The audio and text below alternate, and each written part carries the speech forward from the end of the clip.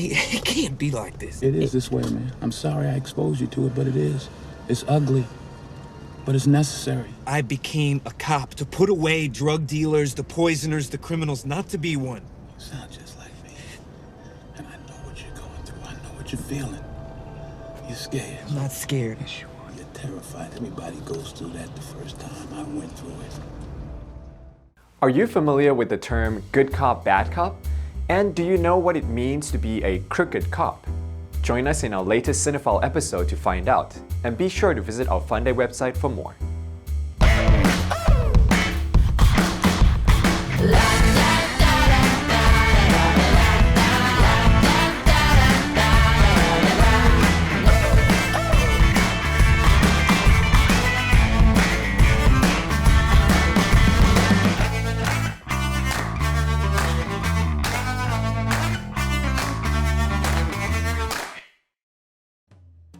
Hello everyone, I'm Wade, your Cinephile host.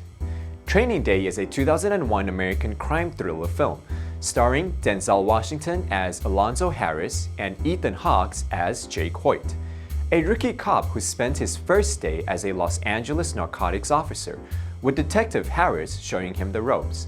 But soon he finds out not everything is as it seems.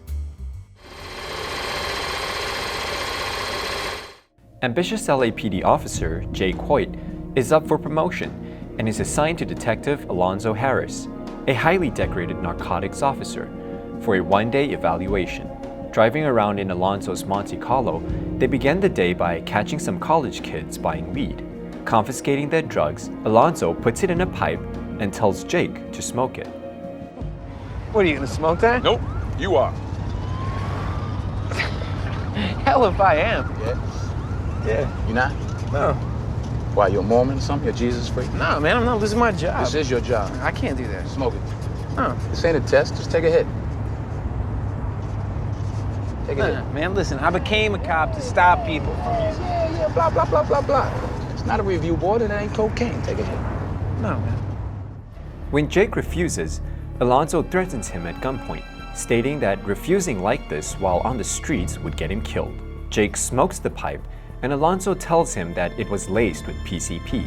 After paying a visit to Roger, an ex-cop turned drug dealer, Jake notices a pair of addicts attempting to rape a teenage girl in an alley. Jake intervenes while Alonzo watches. After the girl leaves and Alonzo scares off the addicts, Jake finds the girl's wallet on the ground and retrieves it. Back in the car, Alonzo gives Jake a speech about the streets. To protect the sheep, you gotta catch the wolf. And it takes a wolf to catch a wolf, you understand? What? I said you protect the sheep by killing the motherfucking wolves. No, you didn't hear me. You listening, but you didn't hear me. Yeah, all right, whatever. Yeah, whatever the fuck ever. Later, Alonzo and Jake apprehend a dealer named Blue, finding crack rocks and a loaded handgun on him. Rather than go to jail, Blue informs on his employer, Kevin Sandman Miller, who is in prison. Using a fake search warrant, Alonzo steals $40,000 from Sandman's home. At lunch, the two visit Alonzo's mistress, Sarah, and their young son. Alonzo then meets with a trio of corrupt high-ranking police officials he dubbed as the Three Wise Men. Aware that the Russian mafia is hunting Alonzo, they suggest that he skip town. The Russians don't care if you have a badge. They'll whack you.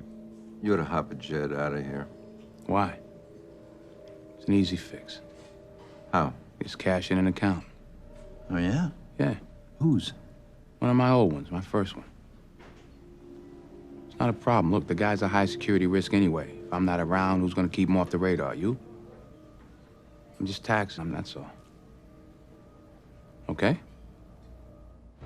Alonzo insists he has control of the situation and trades Sandman's drug money for an arrest warrant.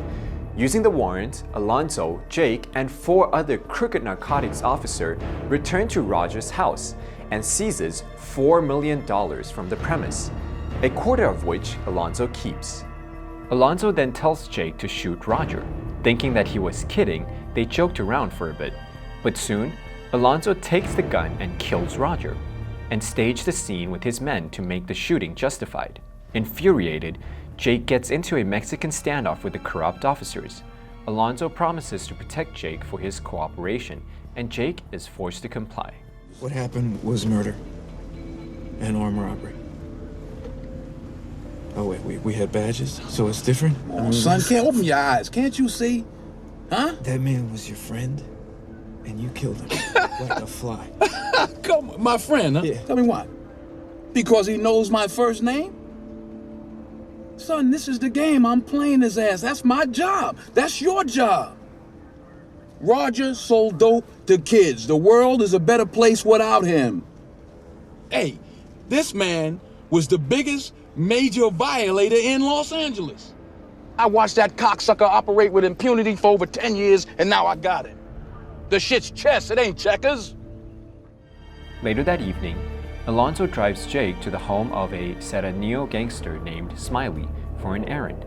Jake reluctantly plays poker with Smiley and his fellow gang members as he waits for Alonzo. As they talk, Smiley reveals Alonzo's situation. By midnight tonight, Alonzo must pay $1 million to the Russians for killing one of their men in Las Vegas, or be killed himself. Realizing that Alonzo abandoned him and has paid Smiley to kill him, Jake attempts to flee, but is beaten and dragged to the bathroom to be executed. Before they kill Jake, a gang member searches him for money and finds the wallet of a teenage girl who happened to be Smiley's cousin. After calling his cousin, she confirms Jake's story. Thanks for getting my cousins back here. Here, put this on your head. Mess up my floor. You know this shit was just business, right? Right? Right. Jake has had enough and looks to put an end to it, so he returns to Sarah's apartment to arrest Alonzo, just as Alonzo was leaving to pay the Russians with Roger's money. Alonzo tries negotiating with Jake, but Jake isn't falling for any of his tricks this time. Here you go. How about the one on your ankle? You want the one in my back pocket, too? Yeah, I would. You got one problem, though, Jake. You got no witnesses. Who your fucking witnesses, huh? Roger? Smiley? You think my troops are gonna help you? It's not what you know. It's what you can prove. Yeah. What can you prove, huh? Nothing. Where's your evidence, huh? It's right there. A gunfight and chase ensue, and Alonzo is eventually subdued on the streets while the entire neighborhood, who despises Alonzo, gathers to watch. Alonzo offers money to whoever kills Jake, but nobody is interested. Jake then takes the stolen cash and begins to walk away.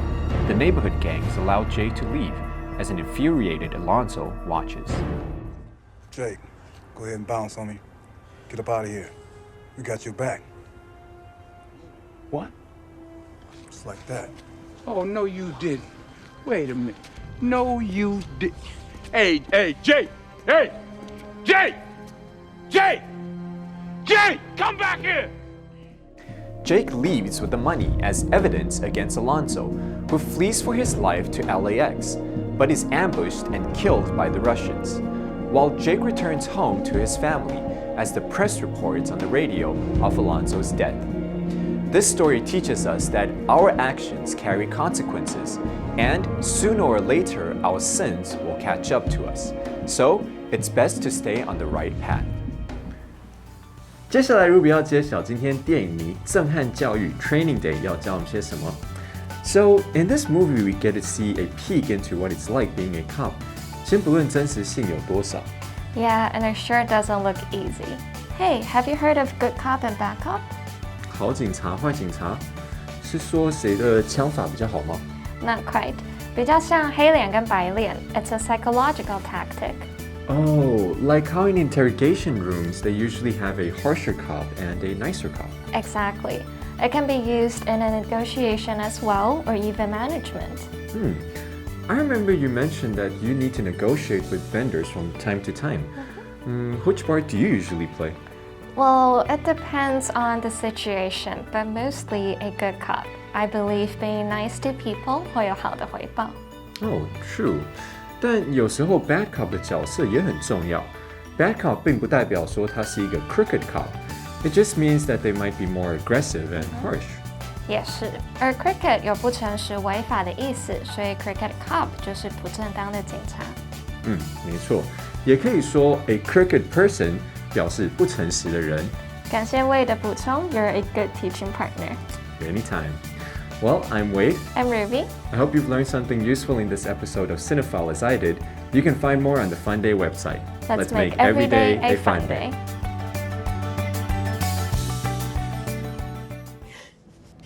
It can't be like this. It is this way, man. I'm sorry I exposed you to it, but it is. It's ugly, but it's necessary. I became a cop to put away drug dealers, the poisoners, the criminals, not to be one. You sound just like me. And I know what you're going through. I know what you're feeling. You're scared. I'm not scared. Yes, you are. You're terrified. Everybody goes through that the first time. I went through it. The sooner you can match what's in your head with what's going on in the real world, the better you're gonna feel.